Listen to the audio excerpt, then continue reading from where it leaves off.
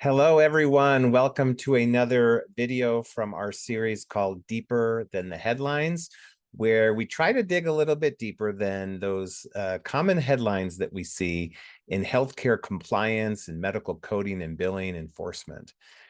We often hear about large dollar settlements, but what are the details kind of behind those settlements? And today's topic is amniotic fluid injections. You ever thought the day would come when people would be injecting amniotic fluid? Well, there are approved indications for amniotic fluid injections, particularly by the FDA for wound care. Currently, we're recording this in September 2024, and obviously medicine advances and sometimes quickly. So if you're watching this later, make sure you check for updates with these government agencies as science may advance and some of these conditions may be approved for treatment. But currently, it is only wound care that is approved by the FDA for amniotic fluid.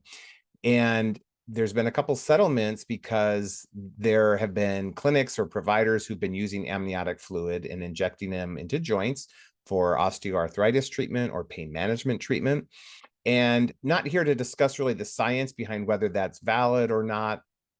Maybe one day it'll show that that is a valid reason for these injections. However, when it comes to compliance programs in healthcare, you have to understand what Medicare in particular in these cases will actually pay for and what they will cover.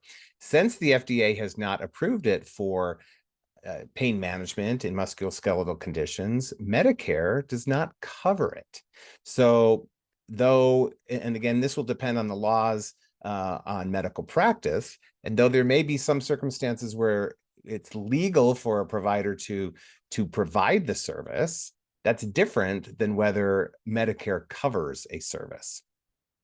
And in the first case, this is a pain clinic in West Virginia, that settled for $750,000 because they were doing joint injections for pain management with amniotic fluid, which is not covered by Medicare.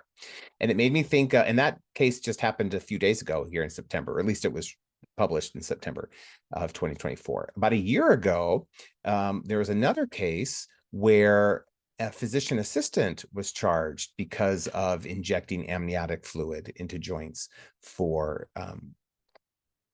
pain management as well. And again, those are not covered, and they weren't covered at the time by Medicare. And so these often fall under allegations of the False Claims Act. In that first case that I mentioned, the provider also agreed to a 3-year corporate integrity agreement by the Office of the Inspector General. The FDA had published, and I will share the links, has published a consumer alert about this issue for consumers who may be approached or convinced to use these products in a certain way. The FDA has their stance on what is safe or what's not safe and what is allowed to be done and not allowed to be done. That may be a little different than when Medicare covers or doesn't cover something. So just trying to keep all these issues separate in our minds. And as I was researching this a little bit to share with you, I'm going to share a couple links with you as well, because there's at least one Medicare administrative contractor that has a local coverage determination, or an LCD, that says basically what these settlements say is Medicare does not pay for amniotic fluid injections for pain management.